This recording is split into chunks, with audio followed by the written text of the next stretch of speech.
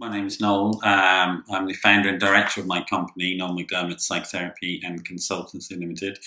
I'm a psychotherapist, and today's blog is looking at violence. It's been sparked by sort of things close to home to me. I live in a place called Hackney in London, and London has seen its murder rate overtake New York.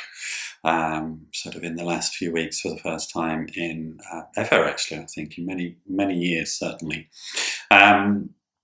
And quite a few of the deaths are happening around where I live.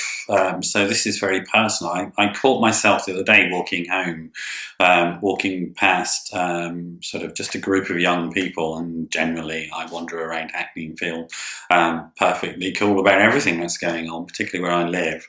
But I started to have some fear walking past these young people who were doing nothing, having a chat on the street, certainly weren't harassing me in any way whatsoever.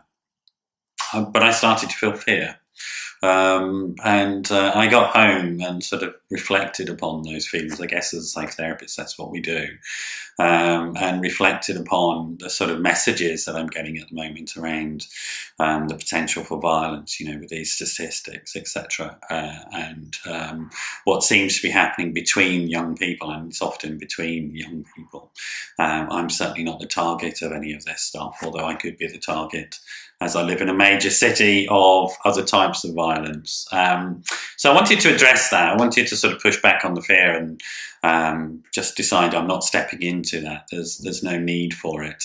My background is working with violent offenders in sort of forensic settings, as well as young people in gangs at risk of violence, at risk of sort of criminalisation, youth offending teams, etc. I did a lot of work with kids sort of living very much a sort of itinerant lifestyle on the streets. So I spent many years looking at these issues and sort of engaging in projects that were designed to deal with some of those issues.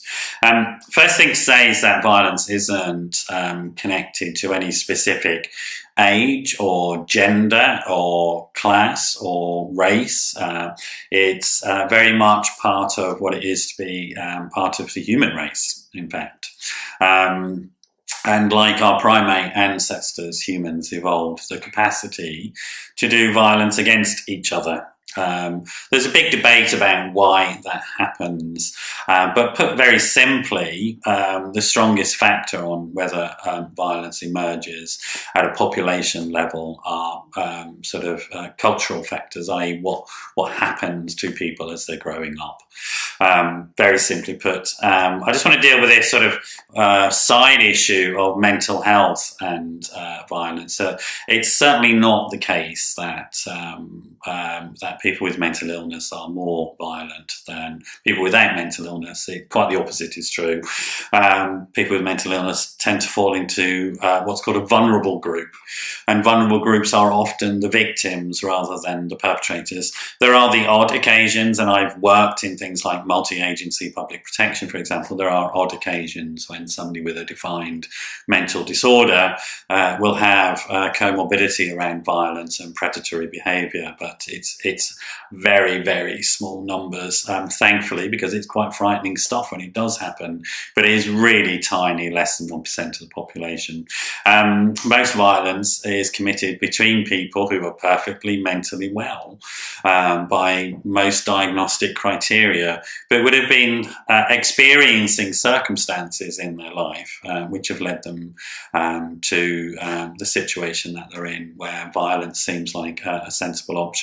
We have a bit of our brain that is very evolved and is what we call pro-social, and that's our sort of frontal lobes.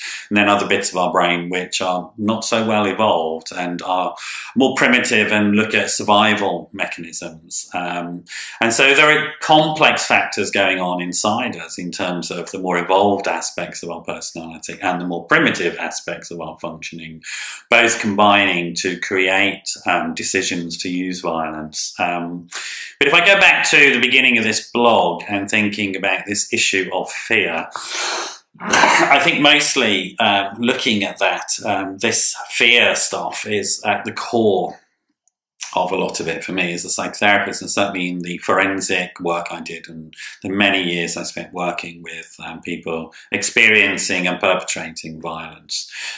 So fear, or the use of the threat of power and force and violence, are often used as a way of controlling other people. And that's one aspect of violence. The other is a response to a fear, afraid that something is going to happen to one, and so therefore to lash out. That's very often these very primitive forces around control and survival are at the core of these issues. Many of the people who perpetrate violence will have been brought up in situations in which it has seemed sensible to them to think about using coercion to control people around them as a sort of preventative measure, or as a way of getting status, gaining economically, etc. It's made perfect rational sense within the context that they're in. Or they've used it as a way of protecting themselves from the perception of something. As I said, I was just walking down the street a few weeks ago and I perceived a threat to myself. In those types of circumstances, if somebody's carrying a weapon with a perception of threat, if anything does happen, they're more likely to use it, to be honest. So what I'm saying about violence is that it's often sort of it's often connected between groups that understand each other or connected. So in terms of gang violence, I'm not a target of gang violence in London, for example. But I also want to give a message of hope here. If I think I live in Hackney, and next door to me is a borough or a local authority called Islington, which has bucked the trend in London in terms of the rise in specifically knife crime, which we do associate with gang violence in London. I think the association is correct in many ways. And we sort of have to think about what gang means, but that's not for this blog. But if we think about it, in Islington, the rates of stabbings, the rates of violence, etc., have dropped. Whereas in the rest of London. Now, what they've done in Islington is what we know works, which is they've set up a specialist team that connects all the various professionals and organisations that work with young people at risk. They've identified the most high-risk young people, and they've set about diverting them away from what would seem to them rational choices around the use of violence or carrying weapons and other antisocial sort of activities, which to that young person would seem like a rational choice. To us, it doesn't.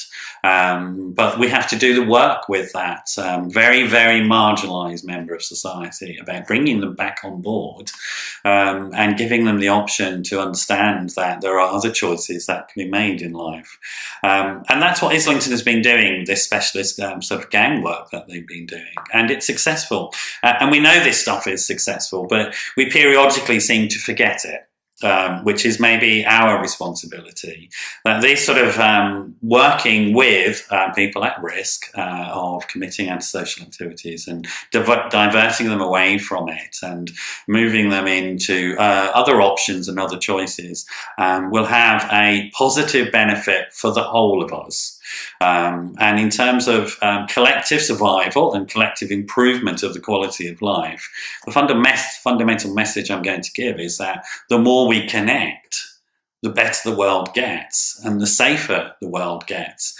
Because the essential point from a neurological or interpersonal perspective is that engaging with people and developing pro-social activities will make them safer. It's that simple. And that's what I was doing when I was working in forensic work as a psychotherapist. It was developing the pro-social capacities of the frontal lobes, particularly of the individuals that were dangerous individuals that I was working with, to make them more connected and therefore safer. And that's really how we need to look at this. When we face this fear, we need to face it and say, I won't listen to that message. The message I'll listen to is that things can change. And Islington in London is a great example that things can change with a reasonable, thought through, connected and psychologically aware approach to these issues. I hope that's been of use. If you've experienced violence, etc., there are lots of support groups around. Give me a call and I'll sort of signpost you into them, or maybe you want to do some work around that. Great to have you here today. Do leave comments underneath the video and underneath the blog on the website. I'd love to get your feedback on whether this is useful or not. My number's 07506 319 745 or info@noelmcdermott.net. Thanks for being here. Catch you another time. Bye-bye.